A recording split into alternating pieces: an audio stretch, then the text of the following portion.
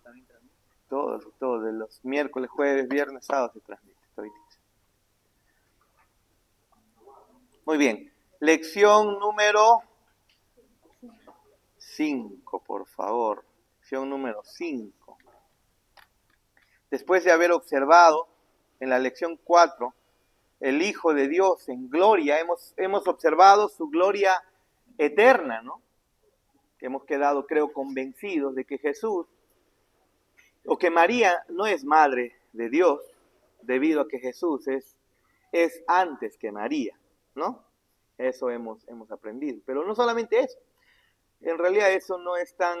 Lo que nos importa mucho más es saber que Jesús es eterno y ha tenido gloria en el pasado. Antes de que el mundo sea creado, Él ha habitado en gloria eterna. Y cuando el mundo se creó, el universo se creó al hombre, y luego Él se hizo luego hombre y murió por nosotros, no ganó gloria nueva. No ganó gloria nueva nuestro Señor Jesús. Él sigue siendo el mismo, ayer, hoy y siempre. Es decir, por toda la eternidad, Él es. Amén. Y creo que hemos definido incluso qué es, que nuestro Dios va mucho más allá de la misma existencia, ¿no? Eso lo definíamos la semana pasada. Espero que no hayan tenido problemas con ello, por favor. No vaya a ser que hayan salido de aquí diciendo cosas raras, ¿no? Que no es así, ¿no? Muy bien, ahora vamos a ver al Hijo de Dios, a Jesús, a la segunda persona de la Trinidad, su encarnación. Porque una doctrina fundamental es justamente del cristianismo, es la encarnación de Dios. Nosotros no podemos tener comunión doctrinal con nadie que niegue la Trinidad. Guada, pasa. Una silla más, a ver. Allá está. Nosotros no podemos tener... No, está bien. Si quiere que vaya al carro. ¿Quieres irte al carro? ¿O aquí al...? Genial. Pero ábrele la ventana, no todos, no les decía. No, para que se ventile. Entonces, una de las doctrinas fundamentales del cristianismo es justamente la encarnación de Dios mismo. La Trinidad, pudiéramos decir que es la más importante de todos. Bueno, ya pongámoslo en primer lugar, ¿no? La deidad de la Trinidad, de las tres personas, una misma esencia divina, una sola esencia divina, tres personas. Y luego la encarnación de la segunda persona de la Trinidad es fundamental para el cristianismo. En los tiempos después que el Evangelio había sido, ya estaba siendo predicado después de la ascensión de nuestro Señor Jesús, quiero que vean por favor 1 de Juan 4. 1 de Juan 4. Yo ya les había relatado un poco respecto a esto, pero nuestro Señor Jesús había ascendido ya, había sido crucificado, había resucitado, había ascendido al Padre, el Evangelio se había predicado, había iniciado la iglesia de manera institucional ahí con el Pentecostés, y entonces el Evangelio comenzó a predicarse y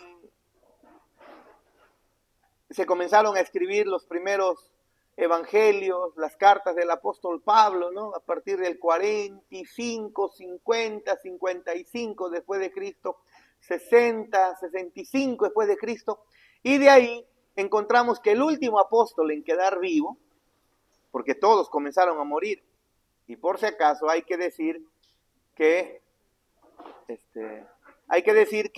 después que los apóstoles murieron, los apóstoles no fueron renovados, es decir, no se levantaron nuevos apóstoles. Conforme iban muriendo, quedaron ahí. Todos entendieron que fue Jesús quien designó apóstoles y esos apóstoles eran 12.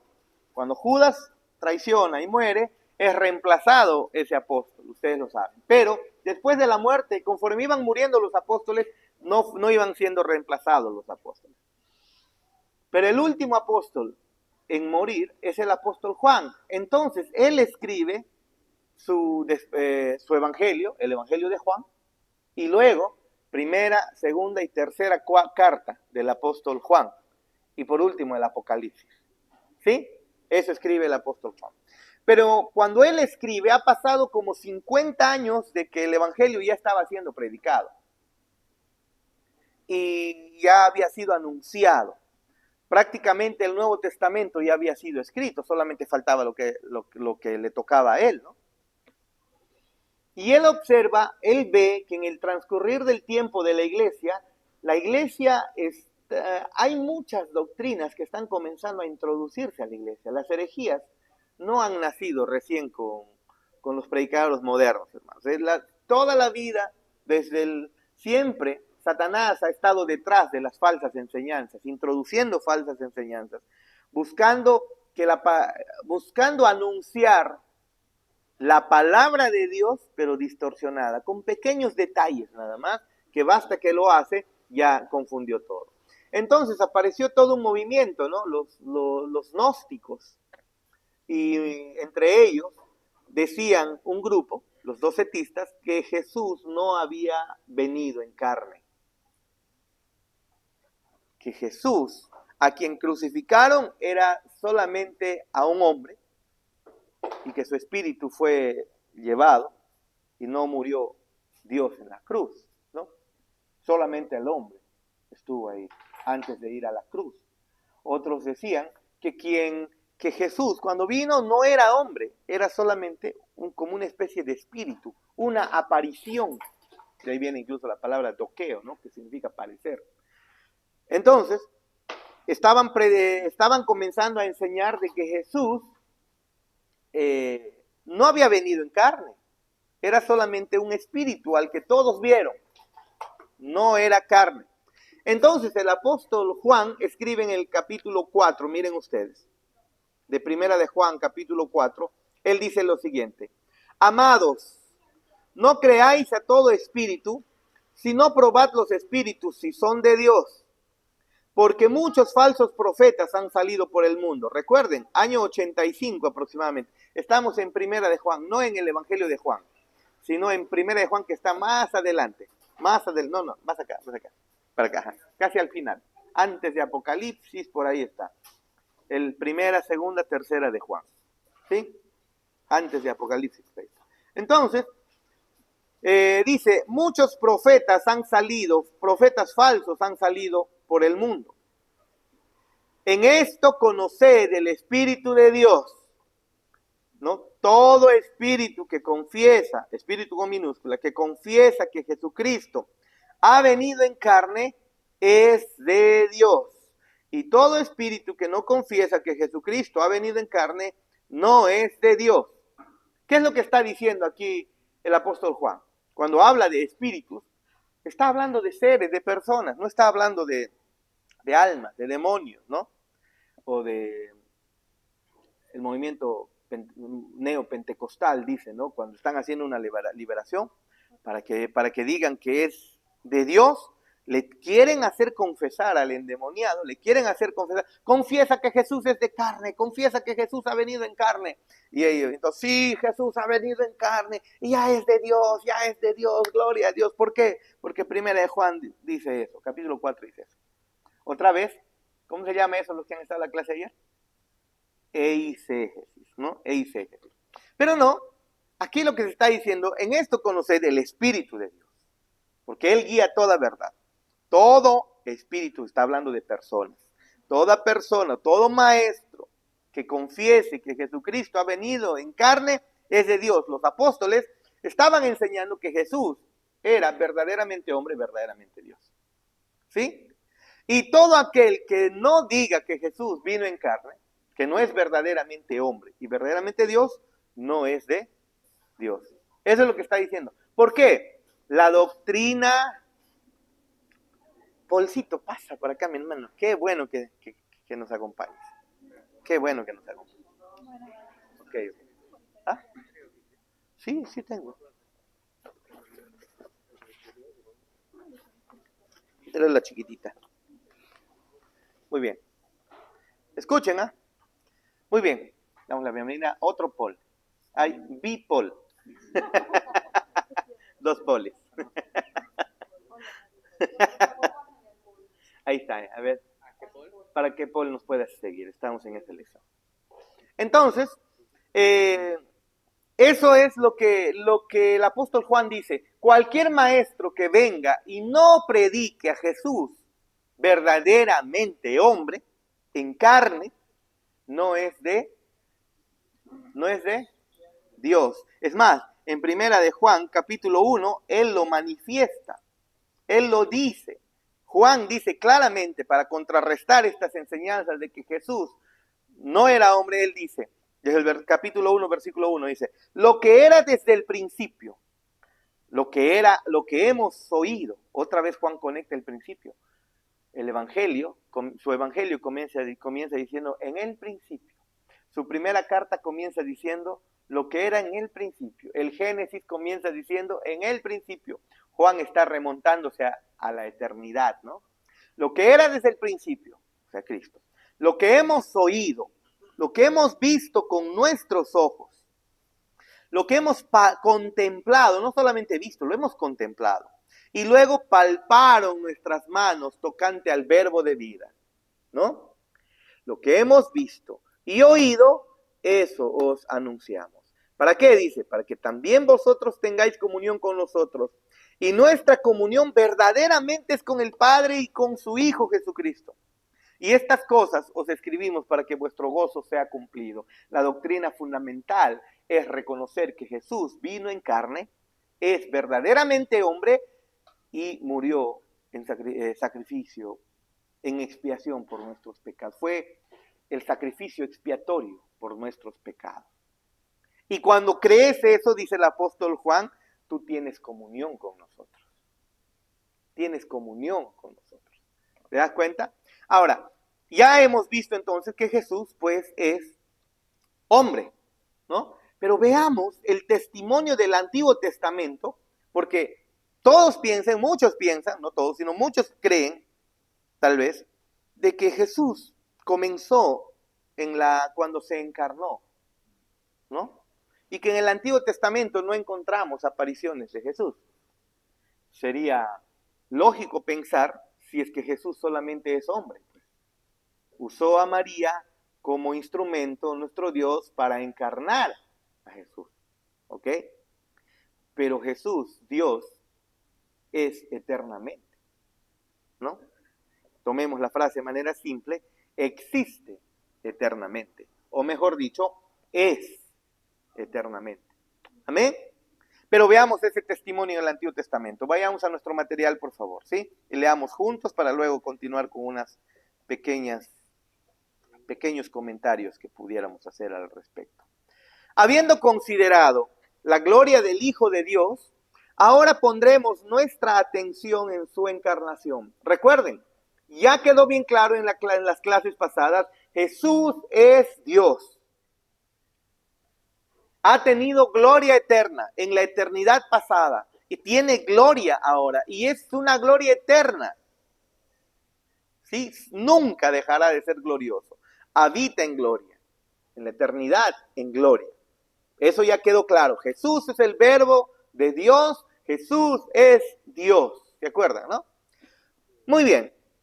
Ahora pondremos nuestra atención en su encarnación. Esto, hermanos, es algo increíble, impensado para los tiempos en el que están escribiendo, en el que se está escribiendo el Nuevo Testamento. El Nuevo Testamento se está escribiendo, recuerden ustedes, en el contexto en el que el Imperio Romano había conquistado al Imperio Griego. Pero el Imperio Griego no había sido derrotado intelectualmente. Era el Imperio griego quien había conquistado culturalmente al Imperio Romano. El Imperio Romano con todo su poder, ¿no? Con todo su ejército, bueno, pues tomó el control de esa de Palestina, de la media luna fértil, en el Antiguo Testamento. Se extendió por muchísimos, hasta llegó por una parte del África, mucho más al oriente.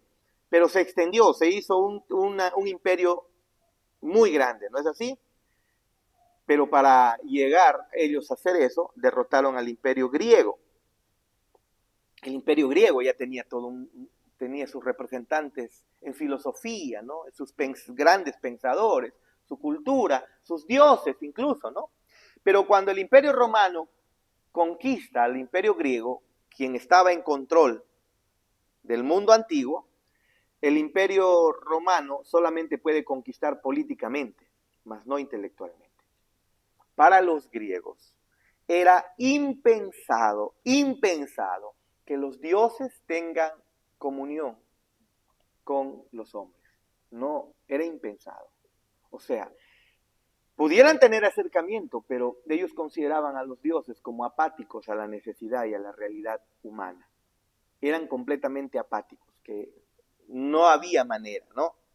Y de ahí, de que los dioses se encarnen, era también algo que no era muy bien visto, era impensado. Claro, habían unos semidioses, pero de que Dios mismo se encarne, no había esa filosofía, ¿no?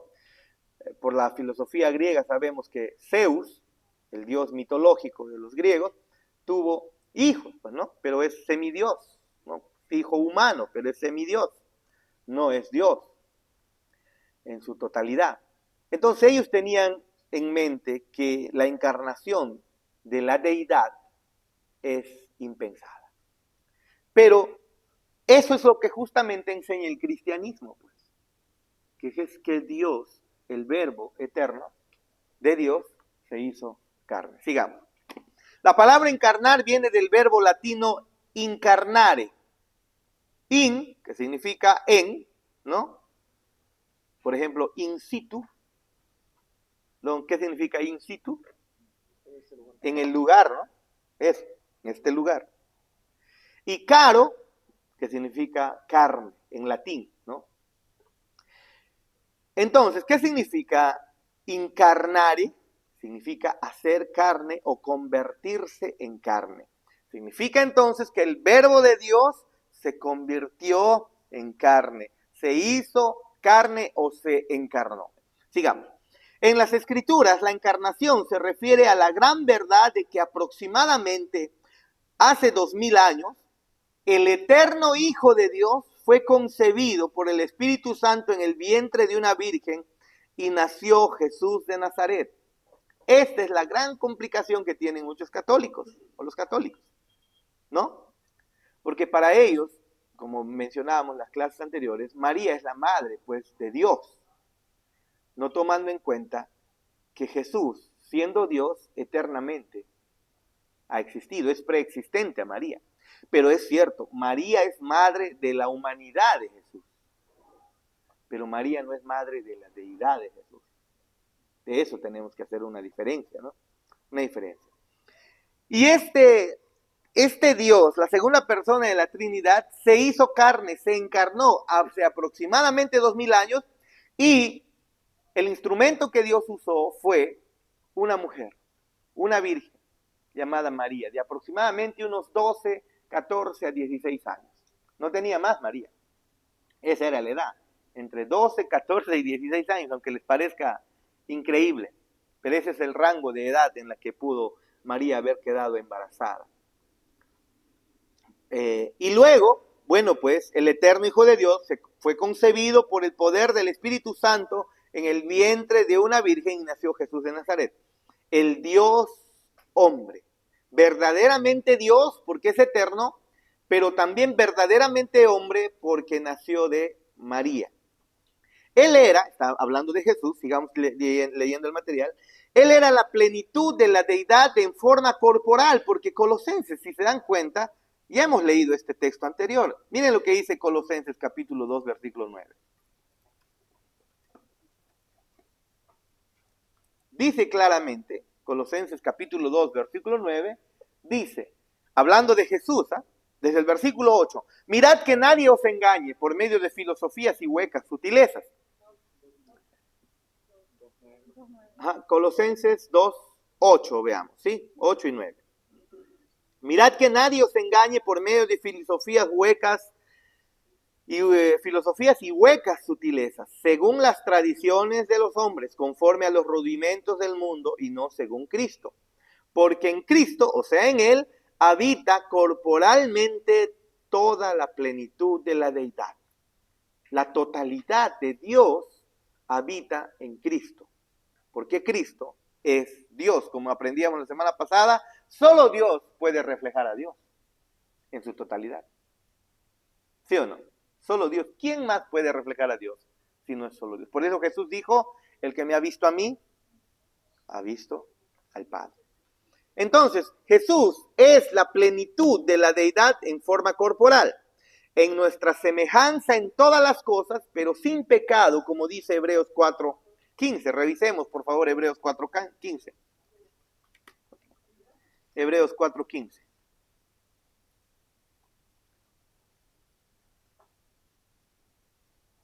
Desde el 14 dice, por tanto, teniendo un gran sumo sacerdote que traspasó los cielos, Jesús, el Hijo de Dios, retengamos nuestra profesión, porque no tenemos un sumo sacerdote que no pueda compadecerse de nuestras debilidades, sino uno que fue tentado en todo según nuestra semejanza, pero sin pecado. Cristo fue verdaderamente hombre y padeció como hombre todas las necesidades que el hombre pasa. Él tuvo hambre, tuvo sed, él tuvo, incluso dijimos la semana pasada, un tanto, tal vez sonó un tanto extraño, pero si nos damos cuenta es real, pues Jesús fue al baño. Hizo las necesidades como toda persona.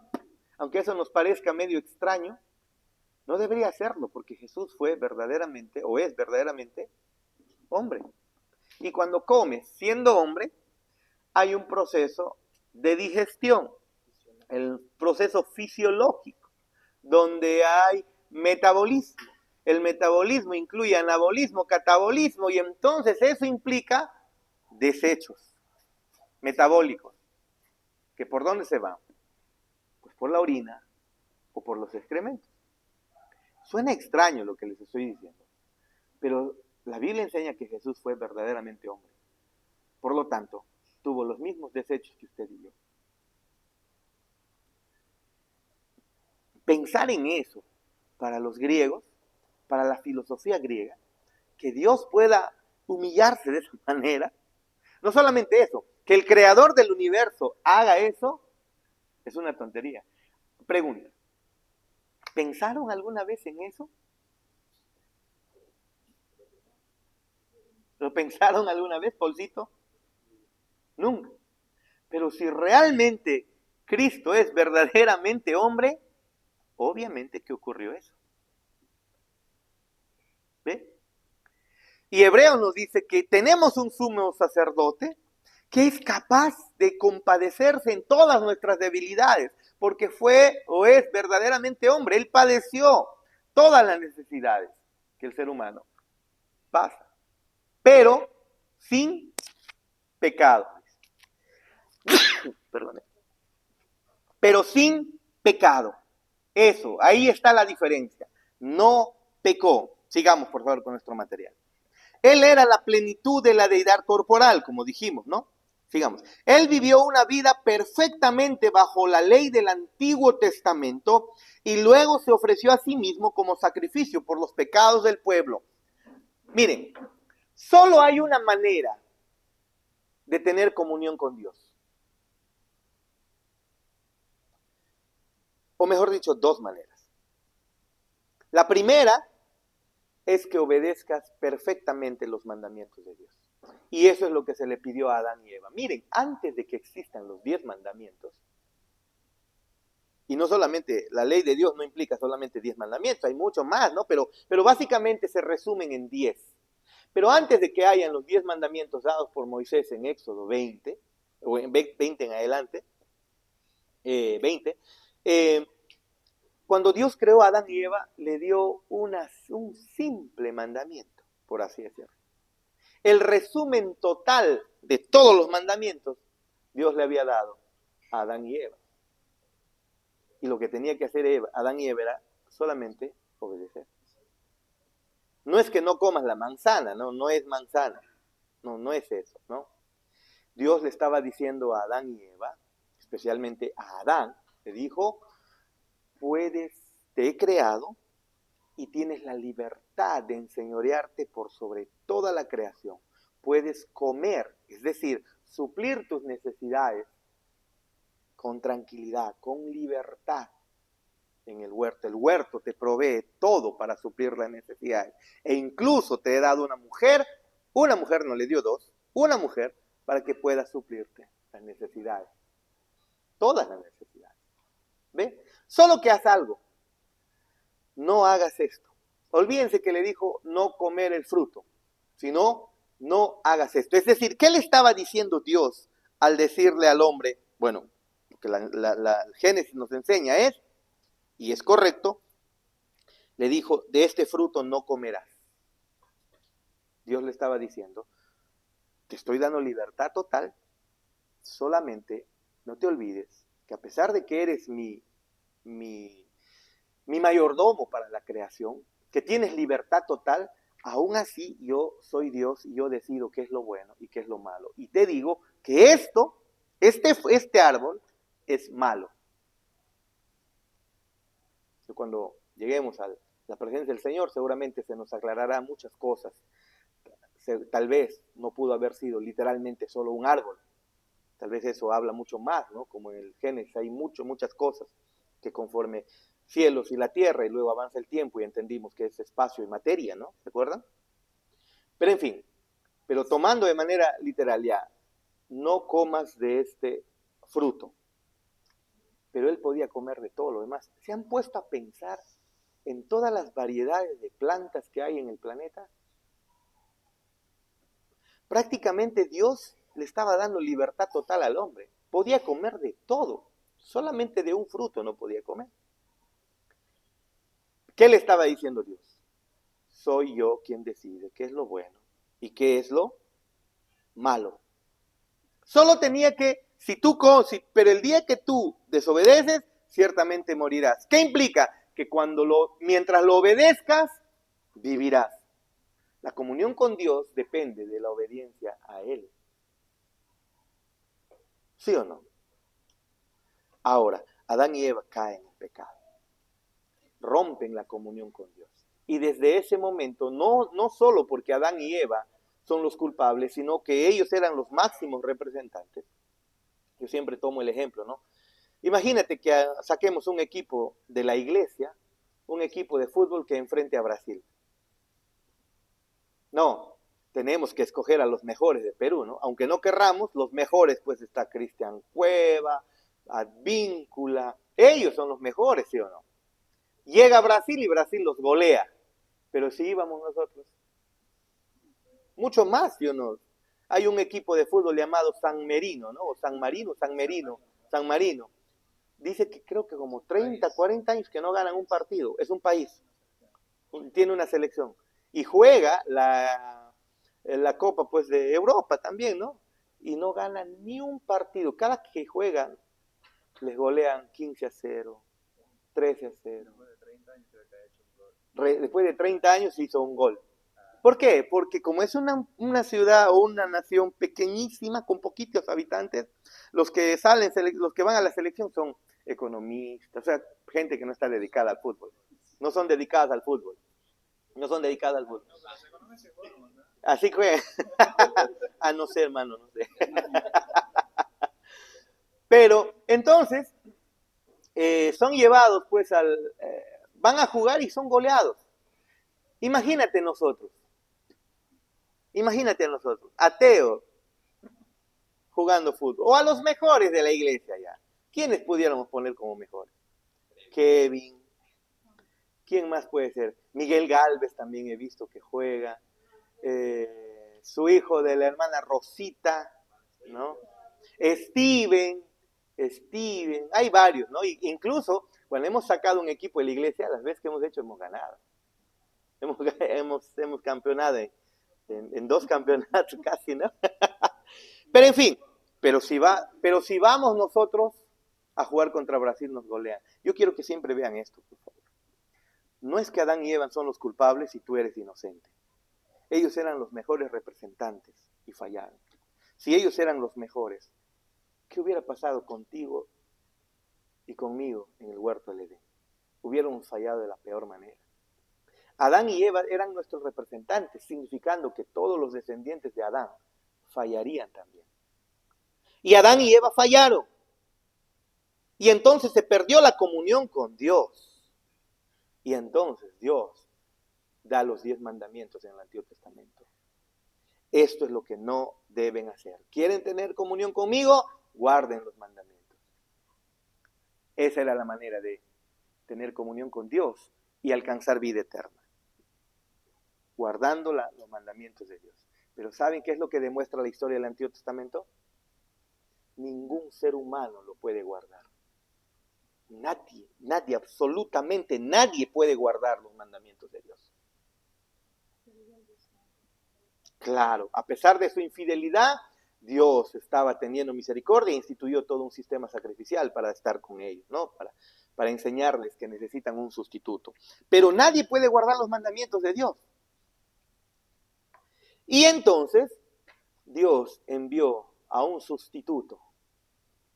La otra manera de alcanzar salvación es de que Dios mismo cumpla él mismo, como hombre, los estándares de su justicia y su santidad.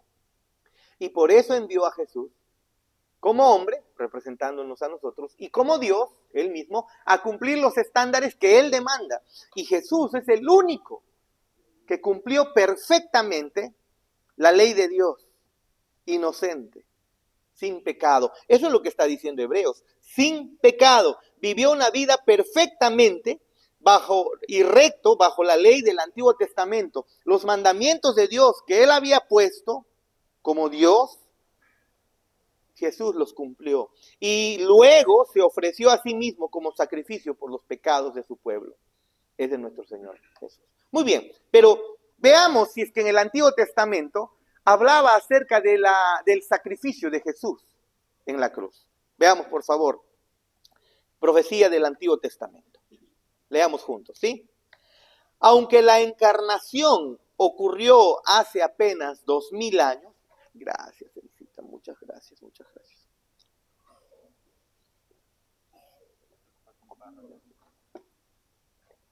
Así, allá, perdonen, pero falta un párrafo. Entonces, la venida del Hijo de Dios al mundo de los hombres es, sin lugar a dudas, el evento más importante de la historia de la humanidad.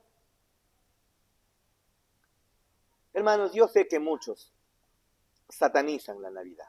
Yo sé muy bien, y en la iglesia lo he enseñado hace 6, 7 años atrás, 8 años atrás, he enseñado claramente que la historia de la celebración de la Navidad tiene un trasfondo pagano.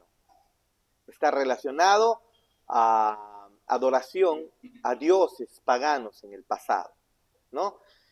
Se veía como es que la oscuridad y la luz peleaban durante todo el año. Pero para el 25 de diciembre, la luz comenzaba a ganarle a la oscuridad. ¿Y por qué decían eso? ¿Por qué decían? Porque si se dan cuenta, conforme más avanzamos a diciembre, la noche se hace más larga, anochece más temprano, ¿no? Cuando jugábamos vóley antes en la iglesia los sábados, veíamos clarito. Jugábamos a partir de julio, por ahí,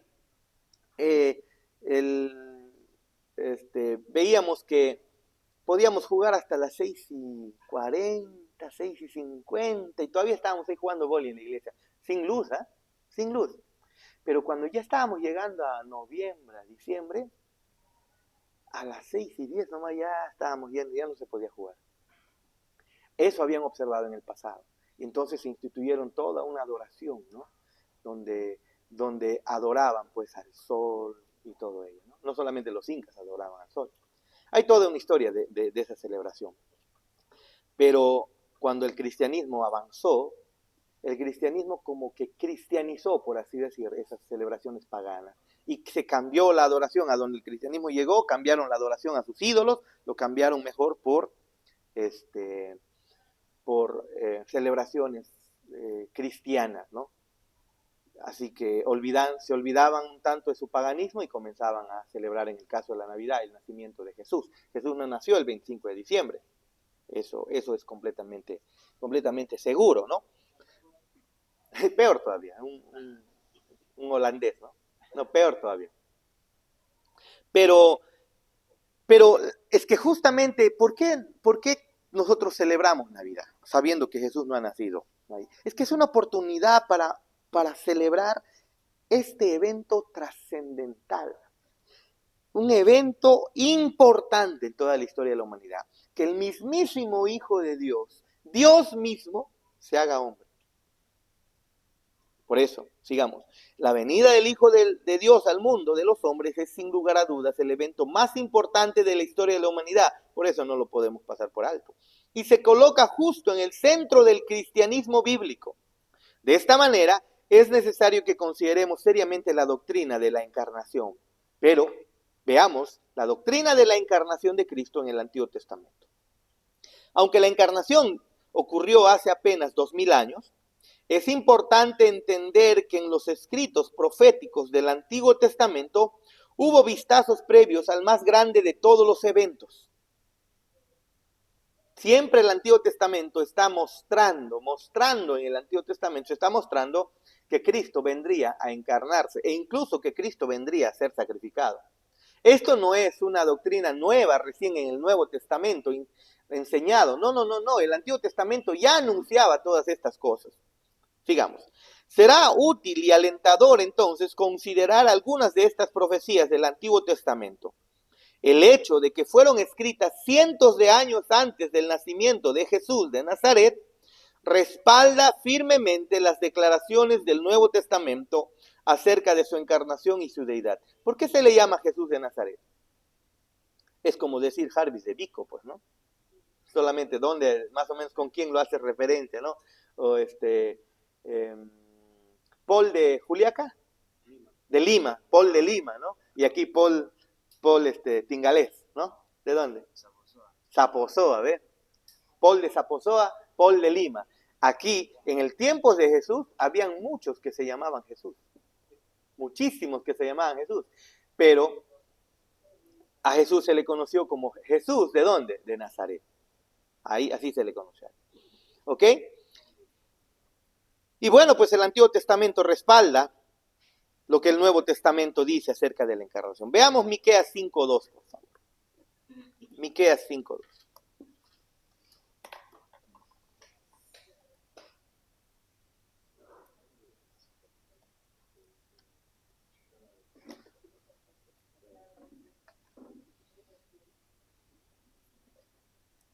¿Lo tienen?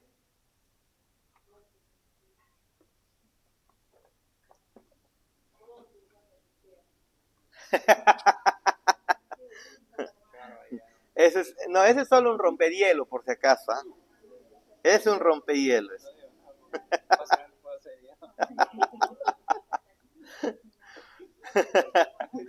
Por el medio está.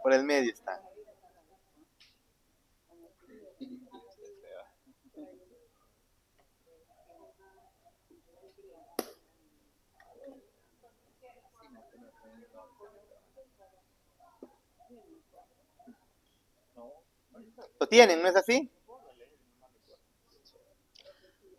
Muy bien. Él tiene una profecía. Este profeta existió en el siglo 8 antes de Cristo aproximadamente. ¿Sí? Siglo 8 antes de Cristo. Miren, antes de Cristo. Miren ustedes. Y escuchen lo que él dice en Miqueas 5:2. Leamos, por favor. Pero tú, Belén Efrata,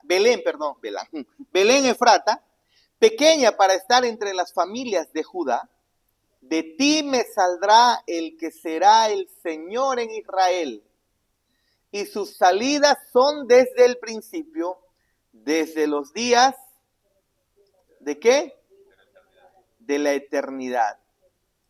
Miren, ¿qué es lo que está hablando? Unos 750, 800 años antes aproximadamente, ¿Qué es lo que está diciendo? Antes del nacimiento de Cristo, está diciendo. Imagínate, es como si se hubiera profetizado por el nacimiento de Teo hace 800 años con una precisión exacta, ¿no? O de Paul, ¿no? En Saposoa nacerá Paul, ¿no? Y todavía con una precisión exacta, ¿no? Imagínense, Paul de Saposoa, ¿no? Pero, y eso es una profecía que se hace para Jesús, miren. Pero tú, Belén Efrata, pequeña para estar entre las familias de Judá, de ti me saldrá el que será Señor en Israel. Y sus salidas son desde el principio, desde los días de la eternidad. ¿Qué es lo que está diciendo?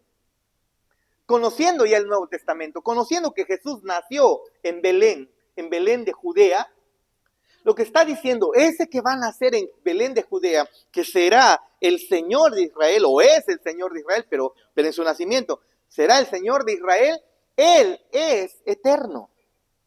Por lo tanto, María no puede ser su madre. Otra vez, ¿se dan cuenta? Él es eterno.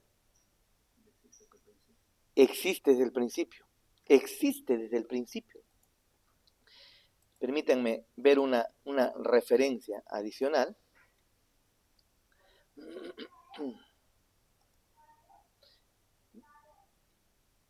Miqueas 5.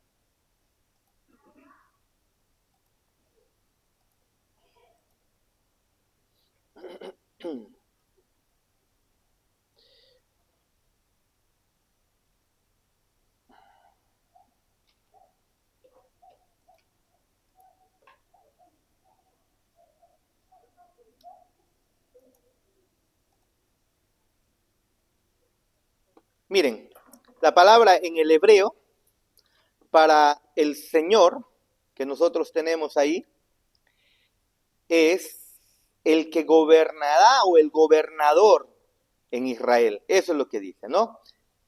Eso es lo que dice. Pero tú, Belén, Efrata, pequeña para estar entre las familias de Judá, de ti me saldrá el que será el Señor. Literalmente dice el gobernante, pero cuando nosotros abrimos la palabra en hebreo gobernante, la palabra es mashal. Y mashal es gobernar, pues, ¿no? Y la definición que le da la Reina Valera es apoderarse, dominador, dominio, enseñorear, gobernador, gobernante, señorear, señorío y todo eso. Señor. No puede Israel tener un señor, un soberano, un gobernante que es eterno. Solamente puede ser, si es eterno, ¿es quién? Es Dios. ¿Se dan cuenta? Muy bien, en Miqueas 5:2 encontramos una poderosa profecía acerca del Mesías. Considera el texto hasta que estés familiarizado con su contenido, luego responde las siguientes preguntas. ¿Cómo demuestra esta profecía que el Mesías sería un hombre? ¿Cómo demuestra esta profecía que el Mesías sería un hombre? ¿Cómo podemos responder? Pero tú, Belén Efrata, pequeña para estar entre las familias de Judá, de ti me saldrá el que será Señor en Israel. ¿Descendiente de qué tribu sería este Señor y gobernante? De las familias de Judá. Recuerden, la nación de Israel se forma con 12 hijos. Los hijos de Israel, llamados Jacob, o Jacob, que se cambia el nombre a Israel. De esos hijos, 12 hijos, se forma toda la nación de Israel. ¿Se acuerdan? En realidad, descendientes, bueno, para no entrar en detalles exactos, 12 hijos. De esos 12 hijos se forman las 12 tribus de Israel. Una de esas tribus es Judá. Es como decir, yo tengo hijos, uno de mis hijos es Teo. Y Teo posesiona una parte de Tingomaría, por ejemplo, Castillo. Y en Castillo, en el tiempo, después de estar con su mujer y sus hijos, se forma pues la tribu de Teo. Paul, de repente, se va para Subte, otro hijo mío. Y en el tiempo de cientos de años, se pobla Subte de la tribu de Paul. Y mandamos a Jonathan, de repente mandamos a Jonathan por 9 de octubre y se forma la tribu de Jonathan. Así ocurrió que la nación de Israel se conformó por los descendientes de los hijos de Israel. Pero aquí claramente dice que este Señor soberano será de la casa o de la familia de Judá. El Mesías entonces, puede rellenar usted ahí, él vendría de las familias de Judá. El Mesías sería de la tribu de Judá y de la casa de David. ¿Qué significa eso? Que sería hombre, pues. ¿Se da cuenta? Sería hombre. En Romanos 1:3, el apóstol Pablo afirma que Jesús era del linaje de David según la carne. Cuando avanzamos a Romanos capítulo 1, versículo 3, nos dice claramente eso, que Jesús es del linaje de David. Pero no solamente eso, cuando nosotros encontramos la genealogía en el libro de Mateo, en Mateo capítulo 1, encontramos la genealogía de Jesús. Vea usted, libro de la genealogía de Jesús, hijo de David, hijo de Abraham. ¿Qué está diciendo aquí Mateo? Que Jesús es hijo humano. ¿De quién? O sea, del descendiente de David. Y necesariamente eso implica que Jesús es verdaderamente hombre. ¿Se dan cuenta? Verdaderamente hombre. Sigamos, por favor. Él sería completamente divino. ¿Por qué? Porque es eterno. Sus días son desde la antigüedad, dice. Es eterno. Y ha quedado bien claro en las clases pasadas que Jesús es eterno. Pero sería entonces completamente divino y completamente hombre. O la frase más correcta es verdaderamente divino, puedes escribir ahí, y verdaderamente hombre. Esa es la manera correcta de decir acerca de Jesús. No se dice 100% hombre o 100% Dios. Eso es una equivocación que a veces cometemos, ¿no? Sin darnos cuenta. Pero se dice verdaderamente hombre, verdaderamente Dios. ¿Quieres un poco la aclaración? Bueno, pues la matemática impide que si tú dices que algo es 100%, entonces ya no hay lugar para nada más, ¿sí o no? Aquí tenemos a un matemático, un economista. No podemos decir 100% hombre porque entonces ya no hay lugar a la deidad. No podemos decir 100% Dios porque entonces ya no hay lugar a la humanidad. La frase es vero homo, vero deus en latín. Verdaderamente hombre, verdaderamente Dios, divino, eso, verdaderamente humano, verdaderamente divino. Ese es Cristo. ¿Por qué verdaderamente humano? Descendiente de David, descendiente de Judá. Pero no queda solamente ahí. Cuando Dios maldijo a la serpiente le dijo en Génesis capítulo 3, de la simiente de la mujer, es decir, de un ser humano, vendría alguien que te aplastaría la cabeza. Estaba anunciando ya a Jesús desde Génesis capítulo 3. Sería un descendiente de Eva. Dios le estaba diciendo a Satanás, Satanás, hiciste tropezar al hombre, hiciste caer al hombre, pero sabes, del hombre nacerá un descendiente en el futuro que al final te derrotará completamente. Eso estaba diciendo en Génesis 3, capítulo 14, 15. ¿Se acuerdan ustedes? Entonces, este descendiente, este Mesías, desde el Antiguo Testamento se nos está anunciando, sería hombre verdadero, pero también Dios verdadero. Amén. Su humanidad vendría del linaje de David, anunciando su humanidad, pero sería eterno, mostrando su divinidad. Amén. B. ¿Cómo se nos dice esta profecía que el Mesías sería más que un hombre? ¿Cómo se nos dice? Justo lo que hemos leído. Sus salidas son desde los días de la... Ajá. Hermano, el ser humano es creación, no es eterno. Al menos no es eterno en el pasado. Tuvo un inicio. Dios, después de haber creado la materia, organizó la materia, creó los seres vivos y organizó a los seres vivos, organizó la materia para crear de manera más especial al ser humano y le dio su aliento de vida. El ser humano tuvo un inicio y sus inicios son con Adán y Eva. No es eterno. ¿Por qué tendría que decir que es entonces que sus salidas son desde los días de la eternidad? ¿Por qué? Porque Jesús es antes que la creación misma. Jesús es Dios. Queda claro, ¿no? ¿Lo pueden ver? ¿Vamos bien? Leamos la nota. Esta es una indicación clara de que el Cristo sería más que un hombre. Esta declaración no significa simplemente que su venida fue predicha hace mucho tiempo, sino que Él existió o Él es, pudieras poner, y así hemos entendido las definiciones la semana pasada, que Él es antes de su nacimiento. Recuerden, el ser es antes que la existencia. Todo lo que existe, Dios lo ha creado. Pero entonces, ¿Dios existe? Y están en capacidad para responder. No, Él es. Dios no existe. Él es. Va mucho más allá que la mera existencia. Él, Dios, ha creado, ha dado origen a todo lo que existe. Hemos dicho la semana pasada. La definición de existencia es muy simple para Dios, porque Él es el que dio origen a la existencia. Él es, desde la eternidad Él es. Y dijimos, por si acaso, para que no quede duda, que Él es más real que la misma existencia.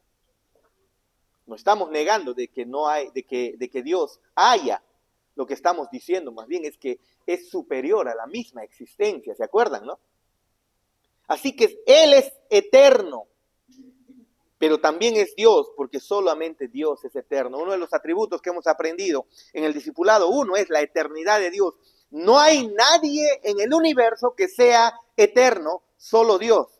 Pero si dice que el Mesías, el que nacería en Belén, sus días son desde la antigüedad, está diciendo que Él, este Mesías, es eterno. Por lo tanto, este Mesías es Dios. ¿Se dan cuenta? Preguntas hasta ahí.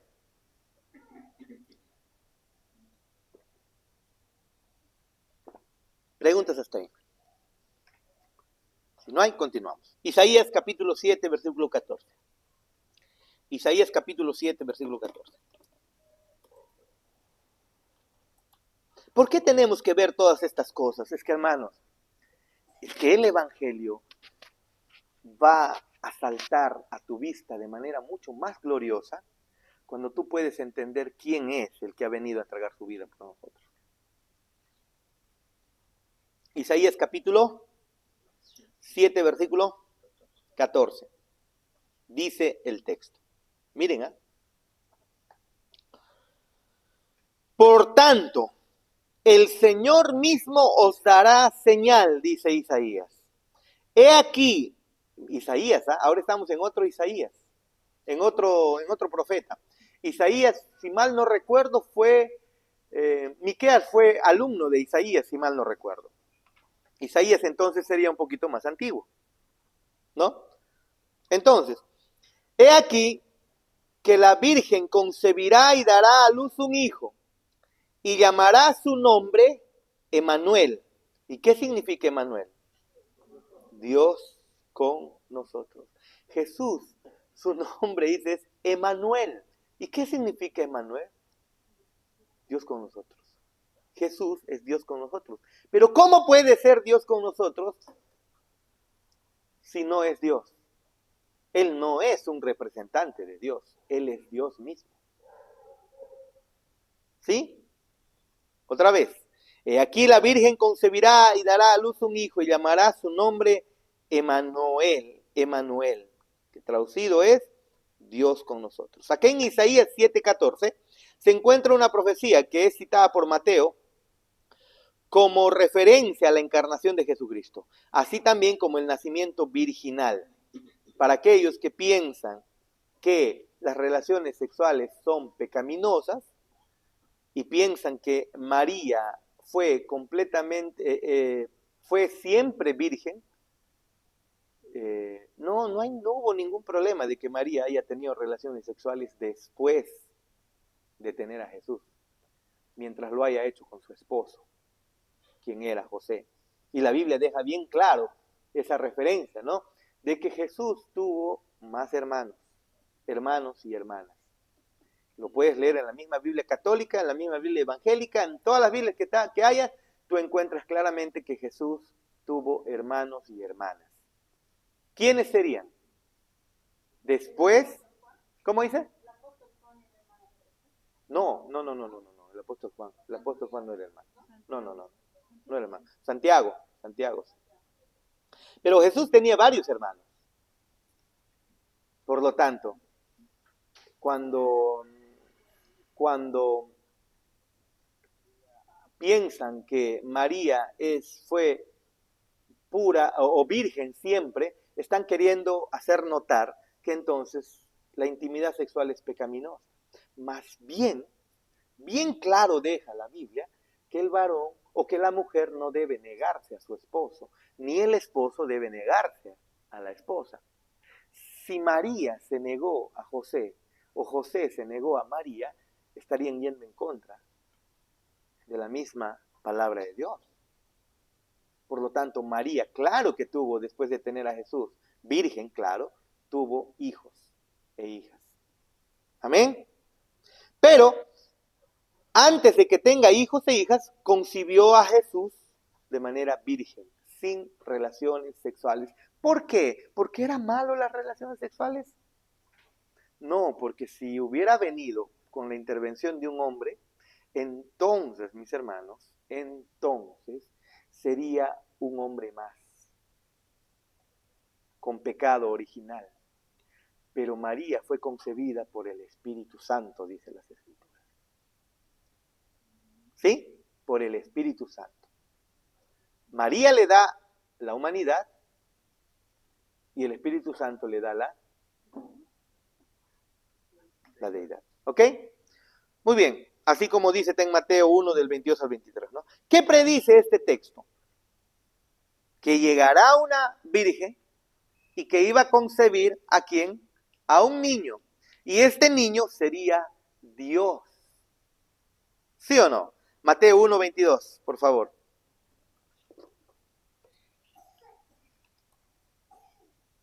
Mateo 1, 22.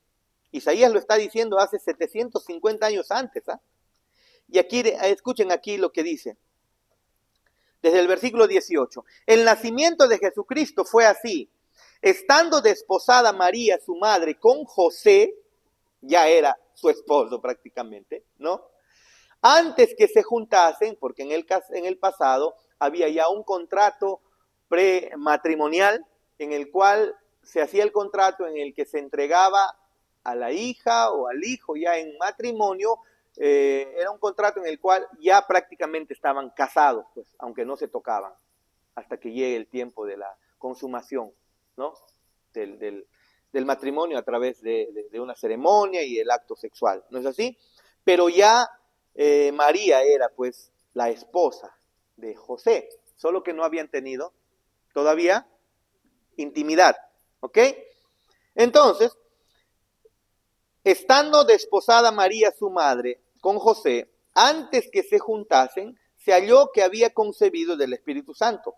José, su marido, ¿por qué tendría que decir su marido si no lo es, no? Su marido, como era justo y no quería infamarla, quiso dejarla secretamente. Y pensando él en esto, he aquí un ángel del Señor le apareció en sueños y le dijo, José, también hijo de David, ¿ves? No temas recibir a María tu mujer, quien también es hija de David, porque lo que en ella es engendrado del Espíritu Santo es, y dará a luz un hijo y llamará su nombre Jesús, porque él salvará a su pueblo de sus pecados. Todo esto aconteció para que se cumpliese lo dicho por el Señor por medio del profeta cuando dijo: He aquí, una virgen concebirá y dará a luz un hijo y llamará su nombre Emmanuel, que traducido es Dios con nosotros. En el Nuevo Testamento está mostrando que lo que está ocurriendo con María y la concepción del niño es la profecía que Isaías había dado 750 años aproximadamente antes. ¿Se dan cuenta? ¿Qué predice entonces el texto?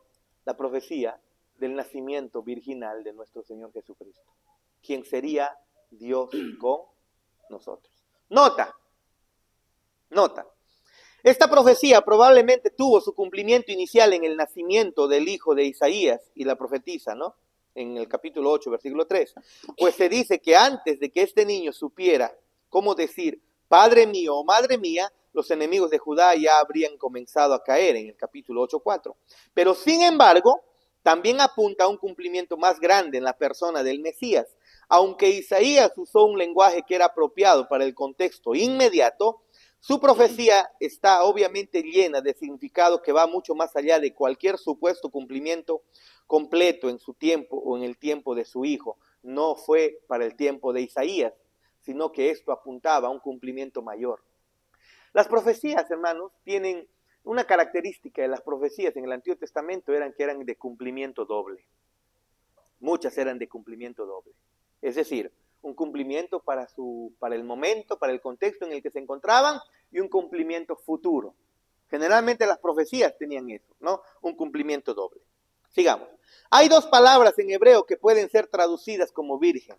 La primera es alma, que se refiere a una virgen o mujer joven de edad casadera. La segunda es betulá, que no tiene otro significado que virgen. Frecuentemente se ha especulado sobre por qué Isaías usó alma en lugar de betulá, pero la razón parece clara. La sabiduría del Espíritu Santo escogió la palabra hebrea que fuera perfectamente apropiada, tanto para el cumplimiento parcial en el tiempo de Isaías y el cumplimiento más grande en el Mesías. Y alma traduce exactamente o muestra exactamente, por su significado, se aplica exactamente a María, una mujer virgen en edad de matrimonio. Y en el contexto antiguo, una mujer ya desde los 12 años ya era apta para el matrimonio. No estamos diciendo que eso se pueda dar ahora, pero en esos tiempos eso era la costumbre. No estamos diciendo que a los 12 años exactamente ya estaban teniendo relaciones, sino que ya les habían dado, ya estaban comprometidos. Avanzaba el tiempo y luego lo consumaban. ¿Sí? Muy bien, sigamos. En el tiempo de Isaías fue una doncella quien concibió por el medio natural del acto sexual y dio a luz un hijo. Sin embargo, en el cumplimiento más grande fue una virgen la que concibió por el Espíritu Santo y dio a luz un hijo que fue Dios y hombre, que es verdaderamente Dios y hombre. Es importante notar que cuando los escribas judíos tradujeron Isaías 7:14 al lenguaje griego, que es la Septuaginta, eligieron la frase griega G partenos, que es la virgen, como la traducción adecuada para la palabra hebrea alma. O sea, tradujeron, ustedes saben, el Antiguo Testamento fue escrito en hebreo, pero la Septuaginta, que es la traducción que se hizo en los tiempos de Ptolomeo Filadelfo, cuando los griegos estaban ahí, habían tomado el control de todo el medio del mundo antiguo, se mandó a traducir pues el Tanaj hebreo, se mandó a traducir al griego, y eso es lo que se conoce como la Septuaginta. Y cuando traducen en la Septuaginta la palabra alma, ellos lo traducen al griego como G partenos, que significa la Virgen. ¿Sí? Y eso es lo que en el griego, en Mateo 1, del 28 al 23, es lo que se usa como G partenos, dando testimonio al nacimiento virginal de Jesucristo. Jesús fue concebido sin intervención de hombre. ¿Amén? Pero luego María fue virgen siempre. No fue virgen siempre. Inmaculada concepción, sí, pero virgen por siempre, no. Amén. Porque tuvo hijos e hijas. Y no estaba mal. No estaba mal, era su esposo. ¿Por qué tendría que no tener hijos e hijas? ¿Por qué esa necesidad de ocultar a sus hijos e hijas? ¿No? Sigamos. Aquellos que niegan la concepción sobrenatural del Mesías en el vientre de la Virgen María no pueden usar el Nuevo Testamento como argumento. Los escritores de los evangelios fueron muy claros. Cristo nació de una virgen, Mateo 1:23. Ahí el apóstol Mateo nos da la traducción adecuada del título Emanuel. Dios con nosotros, lo dice, lo aclara claramente. Dios con nosotros. En el contexto inmediato de Isaías 7:14, el nombre simplemente denota que el nacimiento del niño sería la promesa y prueba de que Dios estaba con Judá y nos libraría de la mano de sus enemigos, Israel y Siria, en referencia al Mesías. Y de acuerdo con el entendimiento ahora de Mateo, el nombre significaba nada menos que aquel verbo fue hecho carne y habitó entre nosotros, de Juan 1:14. Mateo nos dice bien claro, este niño que nacería sería Dios con nosotros, de una manera mucho más exacta. Capítulo 3, o número 3, ítem 3. En Isaías 9:6.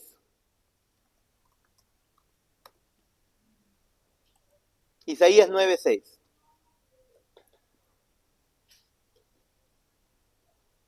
El título que tiene nuestra Biblia es Nacimiento y reinado del Mesías, ¿no?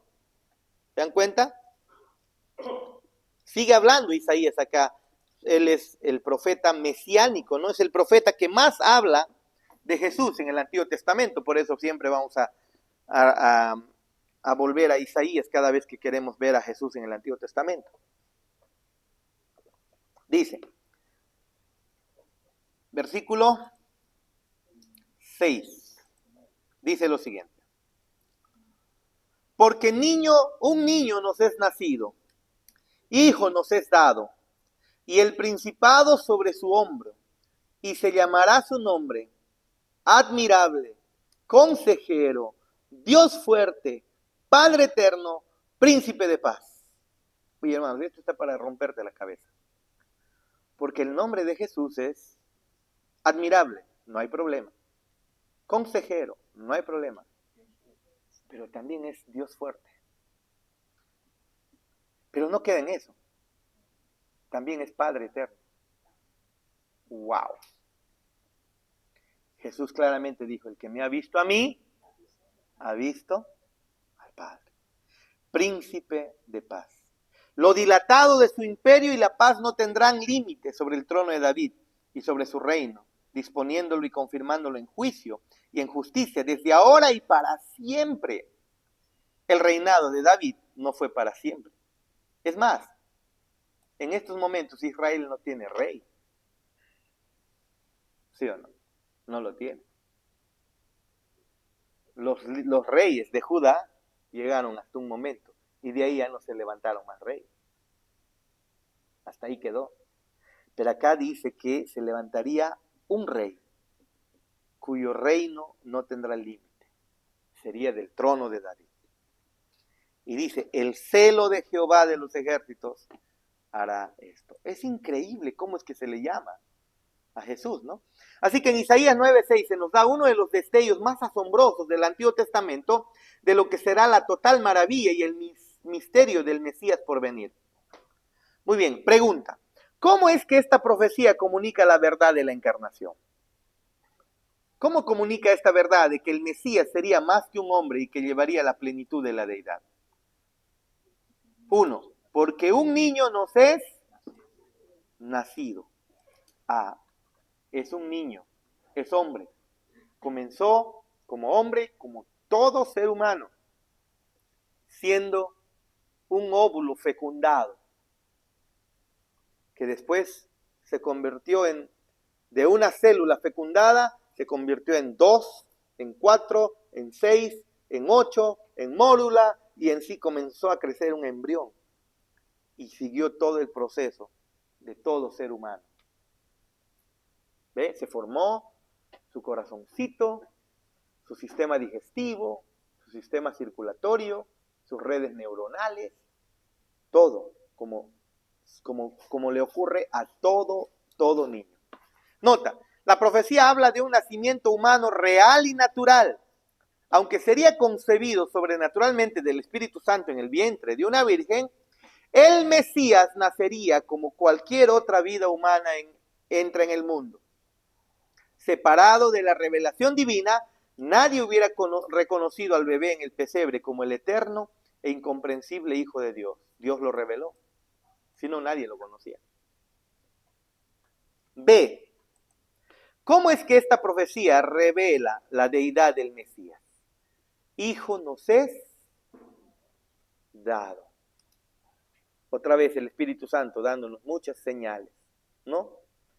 Porque un niño nos es nacido, hijo nos es dado. Aquí vemos detrás del velo al lugar santísimo de la persona del Mesías y descubrimos que Él es tanto humano como divino. La perspectiva terrenal ve nacer un niño, pero desde la perspectiva celestial, un hijo nos es dado.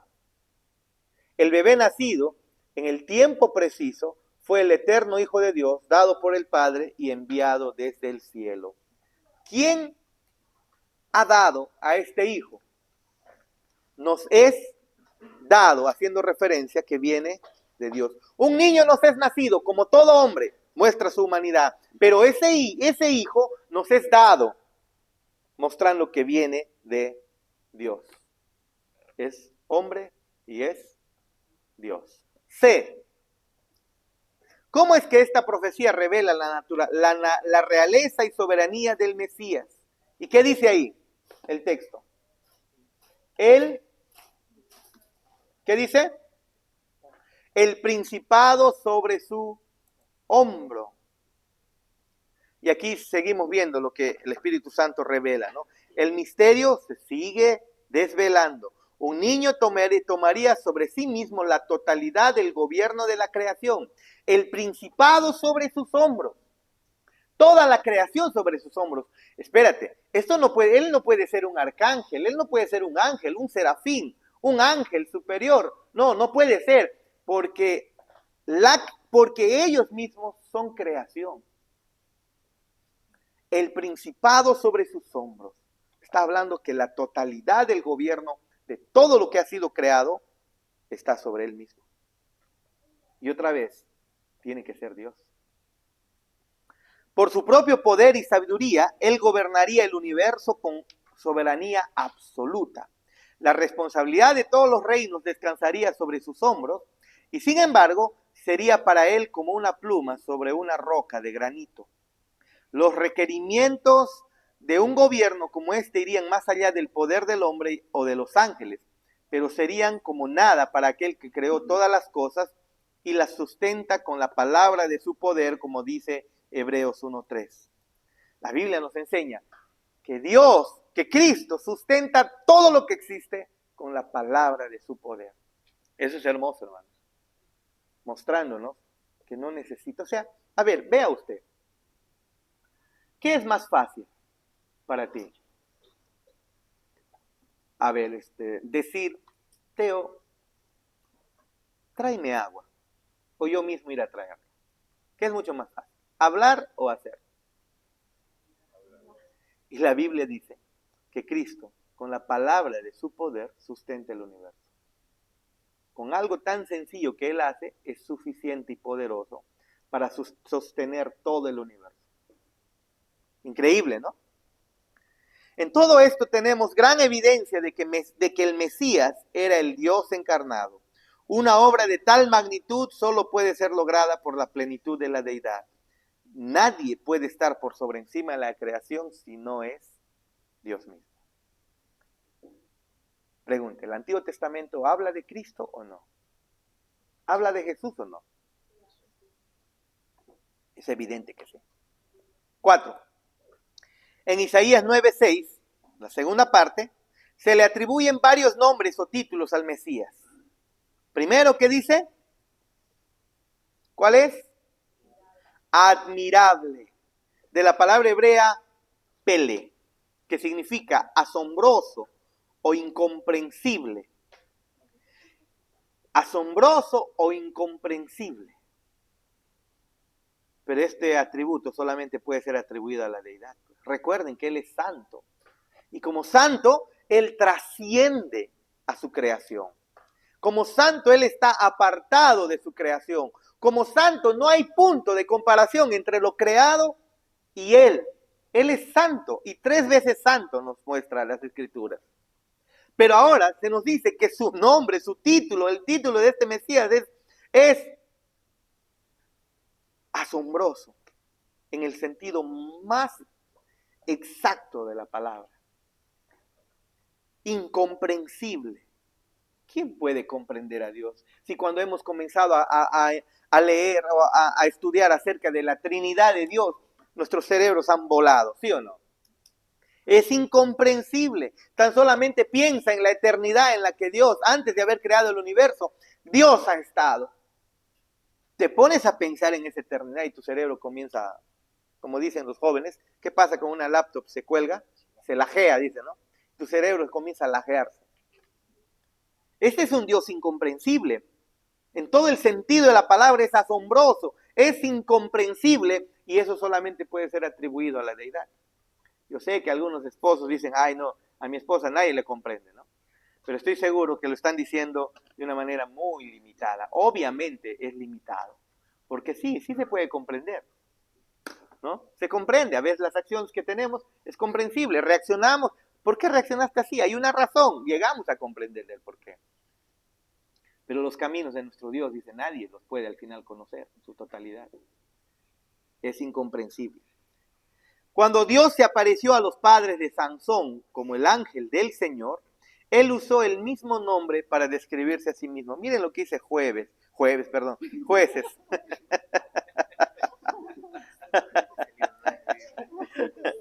Jueces 13.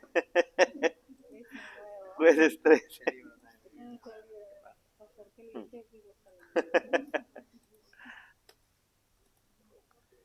Jueces 13, por favor, 18. Miren, 13, 18. Dice, y el ángel de Jehová respondió, ¿por qué preguntas por mi nombre que es admirable? ¿Quién es el ángel de Jehová en el Antiguo Testamento? ¿Se acuerdan cuando antes, en nuestros tiempos antiguos, declaramos ángeles amurallados, eslabonados que nos protegen, y el ángel de Jehová acampa alrededor de nosotros?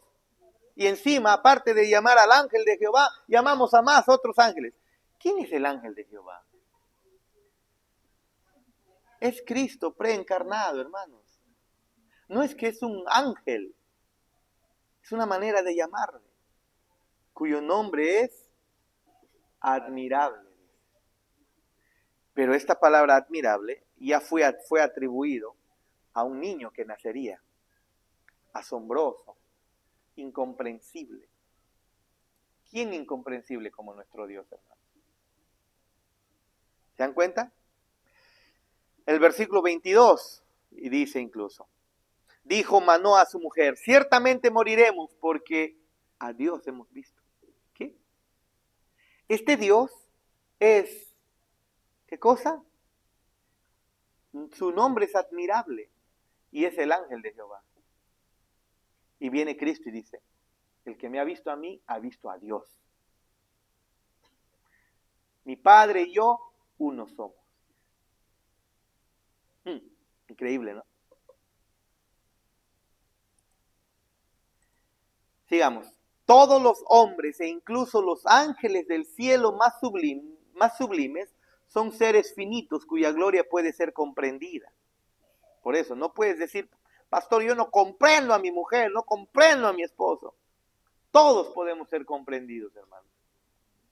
Solo Dios es infinitamente asombroso e incomprensible y está más allá de la comprensión de todos nosotros. Claro, pues, como les dije una vez, ¿no? Ni siquiera podemos, tal vez, hacer entender por completo la econometría, ¿sí o no? Los cálculos econométricos son de las cosas más bravas que hay en economía, ¿no? Pero ¿cuánto más comprender la mente de nuestro Dios? Y no solamente su mente, sino a Él mismo, ¿no? Es claro y evidente que este título atribuido a Él, asombroso, admirable, está en todo el sentido de su palabra, de la palabra, se atribuye a nuestro Dios. B, Isaías 28:29. ¿Qué más dice? Admirable, consejero. Veamos Isaías, por favor. Isaías 28, ¿no? 28:29.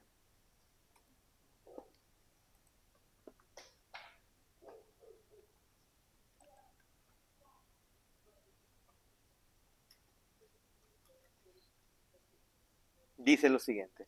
También esto salió de Jehová de los ejércitos, para hacer maravilloso el consejo y engrandecer la sabiduría.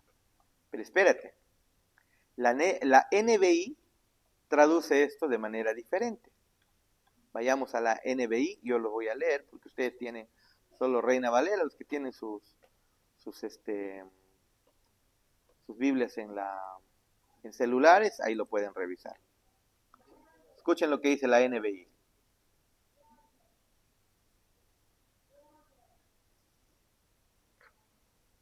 También esto viene del Señor de los ejércitos, admirable por su consejo y magnífico por su sabiduría. Admirable por su consejo, oh consejero admirable, hermanos. De esta manera, darle el mismo título al Mesías es hacer una declaración innegable de su deidad. Otra vez, Él es el consejero. Y solamente Dios es consejero. En el sentido de... Es un título atribuido a la... Ya está bien, no hay problema.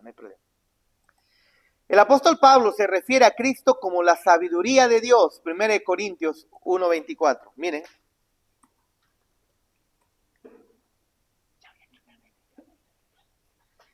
Primera Corintios 1:24.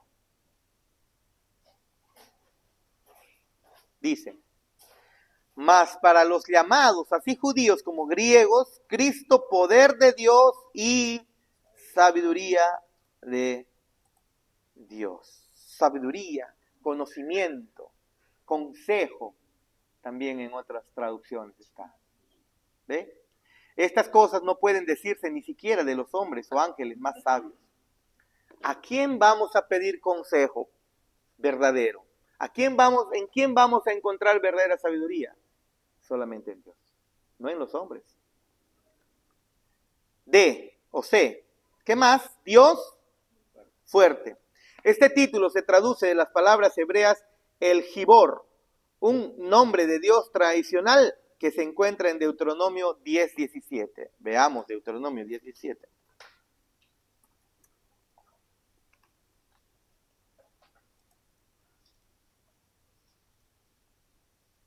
Dice ahí el texto, porque Jehová nuestro Dios es Dios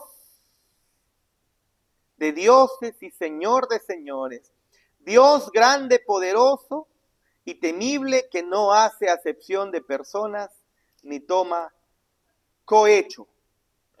En Deuteronomio 10:17 se está usando ahí para el nombre tradicional de Dios, ahí se traduce como el Gibor. Jeremías 32:18, miren.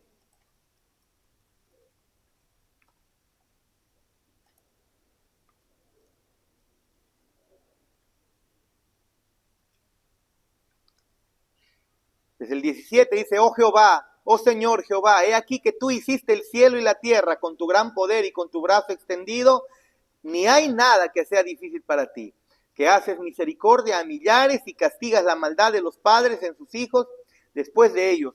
Dios grande, poderoso, Jehová de los ejércitos es su nombre. Poderoso, grande, fuerte. ¿Ve? Nehemías 9:32.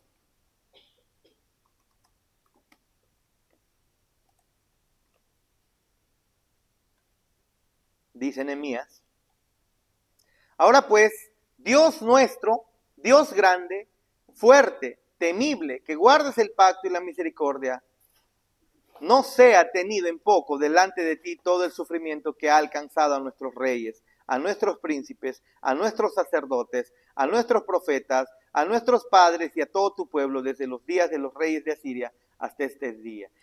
La palabra Gibor se está usando como Dios fuerte y se está atribuyendo ¿a quién? A Dios. Y por último, Salmos 24:8.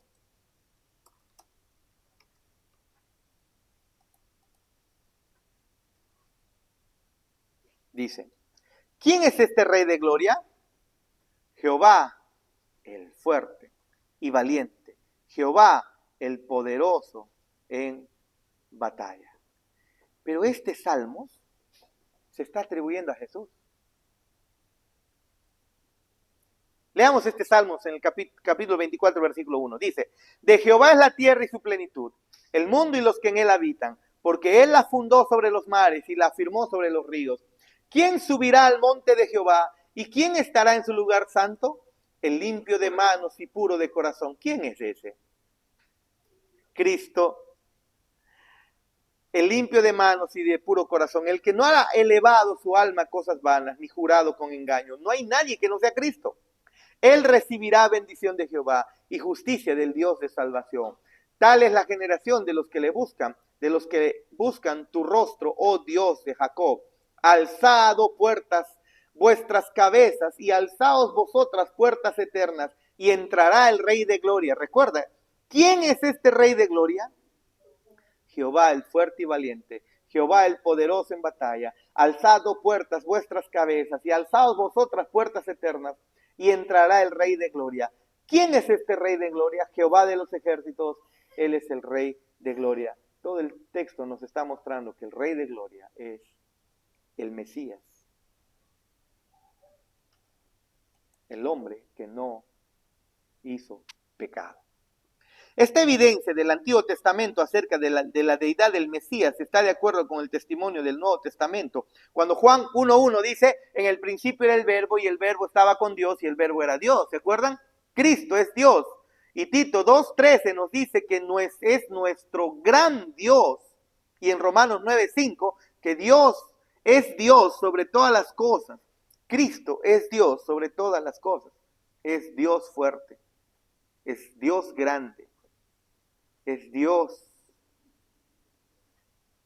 como lo traduce aquí Isaías, el Gibor.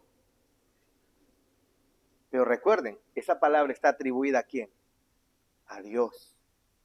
El que nacería sería el Gibor, el Dios poderoso, el Dios fuerte. D. Padre eterno. Este niño que fue nacido en el tiempo preciso existía antes de que el tiempo existiera. Cuando Cristo fue cuestionado acerca de su relación con Abraham, declaró abiertamente, antes de que Abraham fuera, yo soy, dijo Jesús. ¿Se acuerdan? Antes de que Abraham, está mostrando que Él es antes de Abraham, antes que Moisés, antes que los profetas, antes de que Abraham fuese, yo soy. Los judíos comprendieron correctamente que una declaración de eternidad era una declaración de deidad, así que buscaron apedrearla por blasfemar en Juan 8, 58 al 59. Él estaba diciendo, yo soy Dios, al momento de decir, yo soy antes de Abraham. Los judíos lo entendieron y lo querían matar. El nombramiento de padre no busca confundir las dos personas de la Trinidad, sino enfatizar dos aspectos importantes de la venida del Mesías. Uno, desde toda la eternidad, Él ha sido el origen, la fuente y el sustentador de todas las cosas. Como dice Juan 1, 3 al 4, ¿no? Todas las cosas por Él fueron hechas, y sin Él nada de lo que ha sido hecho fue hecho, dice Juan capítulo 1, versículo 3, ¿no? Y dos, desde el principio Él ha sido el proveedor y protector para su pueblo. ¿Y eso qué es? ¿No es acaso ser padre? ¿Se dan cuenta? Eso es ser padre. ¿Qué más? Para quedarnos ahí. el príncipe de paz. El Mesías y su reino traerían paz, y no sería una paz, una mera paz política, sino más importante todavía, paz entre Dios y el hombre. Y eso es maravilloso, hermano, porque al hombre quiere paz. Incluso la comunidad de naciones, o la ONU y todo eso se ha creado para garantizar la paz mundial, ¿no? Pero al final, cuando se levantan las naciones, ¿qué importa la ONU? ¿Qué importa la OEA? ¿Qué importa nada de eso? Al fin, los tratados internacionales, ¿qué importa? Avanzan conforme en su corazón. Como no hay paz en el corazón, obviamente tampoco va a haber paz entre los pueblos. Como no hay paz entre el hombre y Dios, tampoco va a poder haber paz entre los hombres. Y lo que Cristo viene a traer es paz entre Dios y los hombres. El Mesías y su reino traerían paz, y no sería una paz política solamente, sino la paz entre Dios y el hombre. La Biblia nos enseña que cada ser humano está en enemistad con Dios, es decir, entre Dios y el hombre hay una guerra, que un día esa guerra terminará cuando Dios ejecute su justicia, y todo aquel que ha vivido su vida lejos de Dios la pagará bien caro por toda la eternidad. Pero antes de ver ello, nuestro Dios ha enviado a su Hijo Jesús para hacer la paz con nosotros. Así que aquí hay otra prueba de la deidad del Mesías. El pacificador debe colocar su mano sobre el hombre y sobre Dios para unirlos. Pero pregunta, ¿quién se va a atrever a acercar su mano para tocar al Dios vivo? ¿Quién? Cuando leemos Isaías, dice que en el trono de Dios estaban los serafines y ellos volaban y no tocaban el trono de Dios, sino se cubrían sus ojos. ¿Quién puede tocar la mano de Dios y tocar la mano del hombre para reconciliarlos? Tiene que ser solo Dios. Nadie más. ¿Quién se atrevería a hacer eso? Tocar la mano del Dios vivo. No estoy diciendo que hay una mano enorme, estoy hablando de quién se le ocurriría acercar a Dios y al hombre. Excepto aquel que lleva la misma naturaleza de Dios, ¿sí o no? Y ese es el gran dilema de Job, ¿no? Cuando dice Job en el capítulo 9, versículo 32, porque Dios no es hombre como yo, para que yo le responda y vengamos juntamente a juicio. No hay entre nosotros árbitro que ponga su mano sobre nosotros dos. Tiene que ser solo Dios mismo. Aquí Isaías profetiza que el dilema de Job y el nuestro sería resuelto para siempre en el Mesías. Solo Dios puede mediar al hombre con Dios. Nadie más. Él tendría todos los requisitos necesarios para ser un pacificador o mediador. Como hombre, tomaría la mano del hombre, el representante de la humanidad. Pero como Dios, tomaría la mano del Dios eterno. Como Dios, Él extendería su mano hacia Dios, y como hombre, Él extendería su mano hacia el hombre. Y el apóstol Pablo escribe, Romanos 5:1, justificados pues por la fe, tenemos paz para con Dios, pero ¿por medio de quién? De nuestro Señor Jesucristo. Y por eso el título atribuido Príncipe de Paz. ¿Qué? ¿Viene al mundo a decir paz entre los pueblos, traer paz política? No, es paz entre nosotros y Dios. Y eso es lo que Cristo vino a traer. Todo ser humano nace rebelde, en rebeldía contra Dios. Y si ese estado no cambia, Dios un día ejecutará su juicio, su justicia, y eternamente sufrirán. Pero Dios envió a su Hijo, al Príncipe de Paz, para reconciliarnos con el Padre Eterno, con Dios mismo, a quien nosotros hemos ofendido desde cada segundo de nuestras vidas. Y lo seguimos haciendo todavía. Pero el Príncipe de Paz entregó su vida por nosotros, para reconciliarnos con Dios mismo. Amén. Ahí nos quedamos. Ahí nos quedamos.